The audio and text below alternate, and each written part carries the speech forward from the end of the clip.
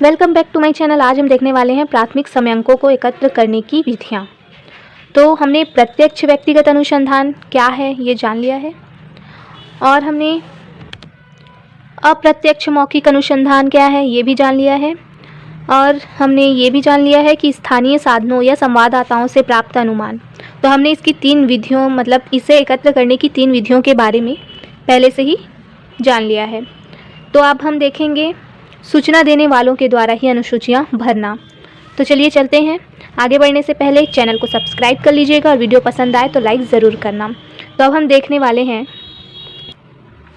देखिए, सूचना देने वालों के द्वारा ही अनुसूचियाँ भरना। तो इस पद्धति में जिन बातों की जानकारी एकत्र की जाती है उन बातों की एक अनुसूची या प्रश्नावली छपवाकर उन व्यक्तियों को हाथों हाथ दे दी जाती है।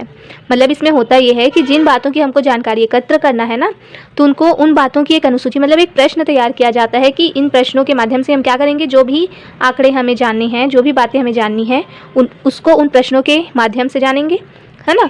तो उसमें जो है प्रश्नावली छपवाकर उन व्यक्तियों को हाथों हाथ दे दी जाती है या डाक से भेज दी जाती है जिनसे सूचना लेनी है।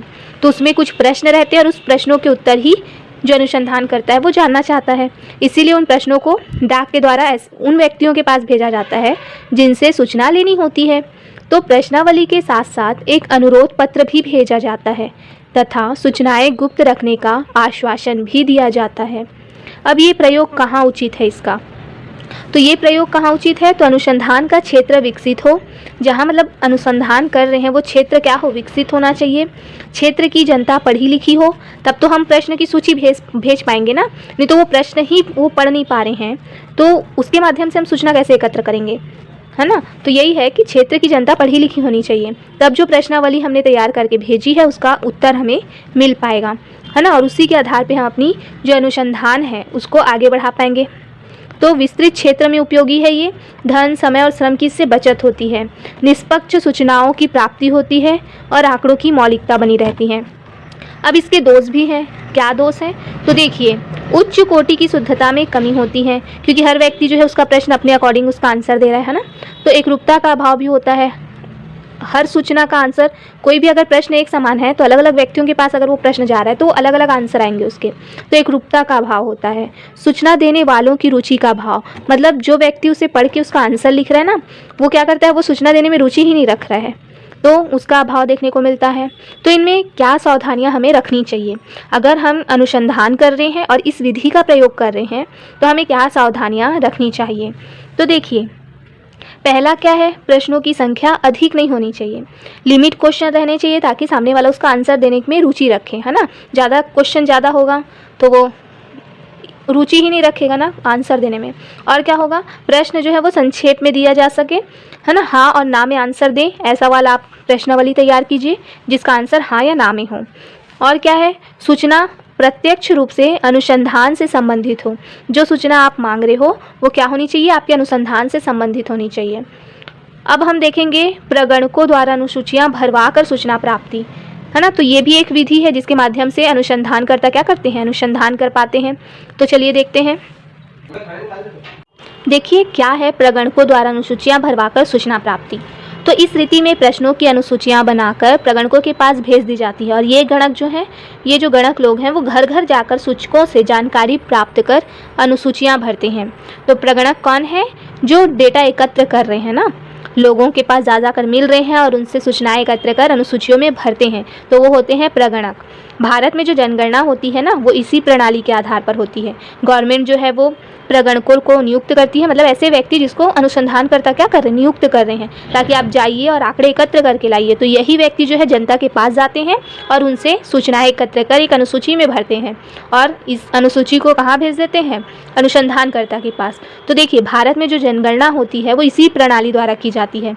तो याद रखिएगा, भारत में जो जनगणना होती है वो प्रगणकों द्वारा अनुसूचियां भरवाकर सूचना प्राप्ति, ये इसकी विधि होती है। इसी विधि के माध्यम से जनगणना प्रणाली काम करती है, और यह रीति अत्यधिक विस्तृत क्षेत्र के लिए उपयुक्त है ना। अनुसंधानकर्ता स्वयं तो जा नहीं सकती, इसलिए प्रत्यक्ष व्यक्तिगत तो होगा नहीं, है ना। मौखिक भी नहीं हो सकता, अप्रत्यक्ष मौखिक भी नहीं हो सकता।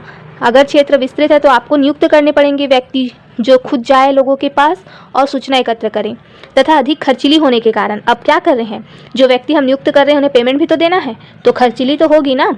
हर एक क्षेत्र में एक प्रगणक आपको नियुक्त करने होंगे ताकि वो क्या करें, लोगों से सूचना एकत्र करें।